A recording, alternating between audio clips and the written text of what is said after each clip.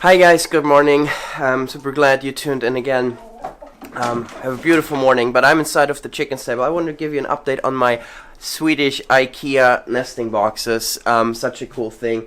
And it works great. They love being in their little boxes, but you can see here that they like to be on the bottom. They have laid up here a couple times, and I got a few comments from people, it's very high, but the thing is, you can this is wood, a super cheap shelf from IKEA, just cut it in half, and then you have two low sections. But it's super easy. I had actually a couple eggs break. These are young layers who are starting to develop their shells regularly and everything. Sometimes you get an egg that breaks and stuff, and these plastic bins I can now just take out and clean them, so that's super nice.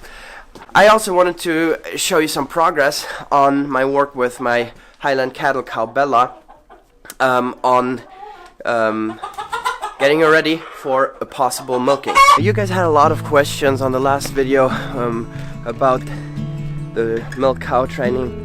I've worked with a lot of dairy cows in the beginning. We've never had a family milk cow here at home, but I've worked on a big dairy farm where we had to milk 100 cows each morning and each evening. Worked there a whole summer and some during the winter, and so I'm very familiar with all of that. I've never worked with a Highland cattle breed, and like I said, never had a family milk cow, but I'm very familiar with the process. So you guys also said, get her to come with the Bella and everything. I just want to show you guys real quick how focused she is on me and how she's gonna come to me. So check this out. Bella, Bella, Bella, come Bella, come Bella.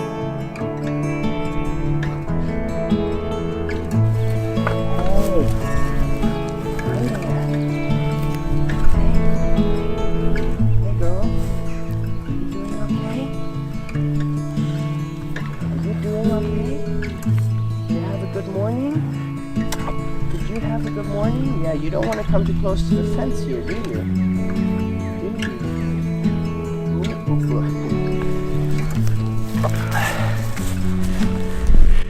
So that's Bella. She was just back there by the feeder. Sorry, let me make it a little darker here.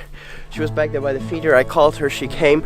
So, she hears her name and she comes running to me. And that's what we're going to do. I'm going to show you now. I have built a locking mechanism into the feeding front there, where I can lock her in, and I've done this and been able to brush her, been able to touch her udder. She's standing still. Some of you commented you'll never be able to milk Bella and you should train one of the young ones, and I'll do that probably, but the young ones right now, it'll still be over 2 years until they will actually, or it'll be about 2 years until they will have their first calves. So, I want them before then. And so I'm training right now, I'm training Bella for that. Another comment that somebody made is the person said that I've always been able to touch any of my animals. And, the thing is that if you have 100 head of cattle, and they calf, and then you have a couple hundred animals out there. There's no way beef cattle, it's just not like that. If you keep some animals as a pet or you have a tiny homestead, of course you're gonna touch every animal. And a family milk cow, you do that with. You train that cow, and but it's just not like that on a working farm, that you have that kind of relationship to all your animals. It's not realistic, and it's not really how it looks. So let me show you guys. These here are for our cows with horns, feeders that they can go to. They need to have space up there where they can lift their horns over. And what I've built here is this wooden thing that when they come through with their horns, I'm lowering that and locking her in there. And I've done that and it has worked great. I built it a little too much space down there, so I need to adjust it, because sometimes she can actually get out. She's super smart. She just twists her horns a little bit and then she gets out. But it has worked. So what this is gonna look like now, I'm gonna call her. I have some bread in here and a handful of grain, so I can so she will have her head in here a little longer. I'll give her one piece of bread that she'll eat out of my hand, and another piece of bread that I'll put down, so she comes through, puts her head down. She's still not excited about this. We're still in the training process. This is the second time, or actually third time I'm doing this. Remember, a week ago, or a little more than a week ago, she wouldn't even come close to me. So she will try to get out a little bit, but I'm gonna work a little bit with her and brush her, and hopefully she won't get her horns in this position where she actually can get out. It's not a bad thing, but I have really liked how she doesn't even stress out here. Bella! Come, Bella! Bella, Bella! Come! Bella, Bella! Come! Bella, Bella! She's just standing all the way over there. She's coming to me now. Come, Bella! Here, look at it. Come. Come. Here.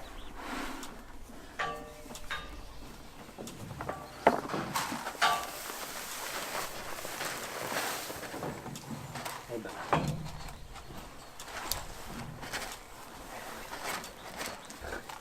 It's okay.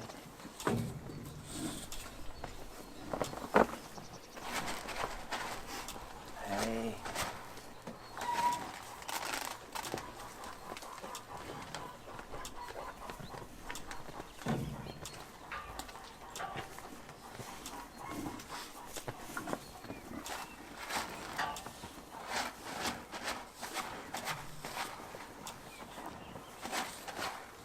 Gonna touch her udder now.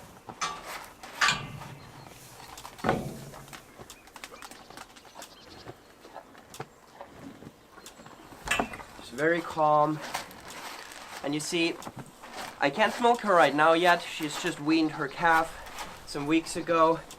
I'm just gonna be working with her that she likes this and that she actually likes the brushing process itself.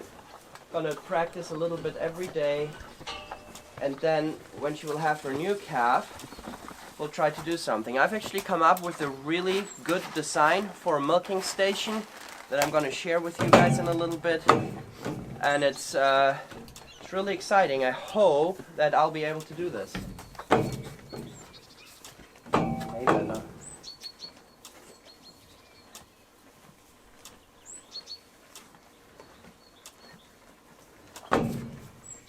You have a baby in your tummy? Huh? You have a little calf in your tummy? Okay, I'll let you out here, okay? Careful. Here you go. Thank you for being such a nice cow. Thank you.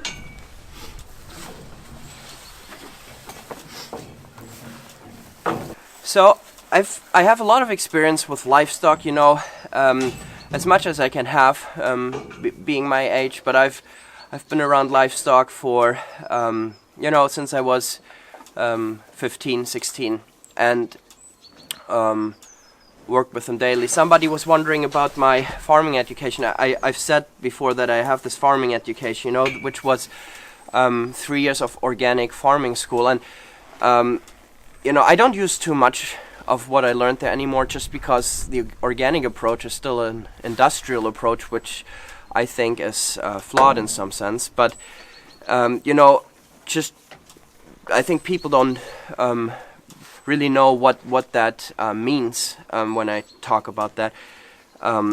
So it wasn't like you go to university and study for 3 years, or you sit in a classroom. So basically what that looks like in Sweden, and what I did was, it was a big farm, like a 600-acre farm, almost, and it had forest, and it had fields and pastures, and it had, you know, I don't know how many, like 80 dairy cows. It had sheep. We grew grain and all that stuff, and so I lived on that farm, and for 3 years, and we had a school building where we learned the theoretical stuff, but then we were every day out on the farm working with the cattle and with the pigs. We had a big pig stable as well, and so on. So that's how it looked, because I know somebody was wondering if I'd ever milked a cow, or if I just had learned it in school. So you know, it was like a big working farm in a sense. Anyway, I'm super happy about the progress. You can see how it works with Bella, how calm she is. I can touch her udder, and I'm doing more and more of this every day. Thank you for all your tips. Somebody said, you know, shave the hair around the udder, which that's a really good idea, and I can't wait to show you the design that I've come up with for my mobile milking station in the next video. Stay tuned, and we're still looking forward to be even independent of all dairy products as the family. If that works out, you know, we'll see. There are a lot of aspects determining whether or not that'll happen, but I'm right now at least going for it. Real quick also, before I let you go, we posted a video yesterday on our Instagram and Facebook page of our calves running around playing. It's super cute. You guys should check that out if you haven't done that. Our Facebook and Instagram links are below in the description. I think you guys will love following us. We post some stuff that you won't see on the channel, so check that out if you haven't done so. I'll see you soon. Bye.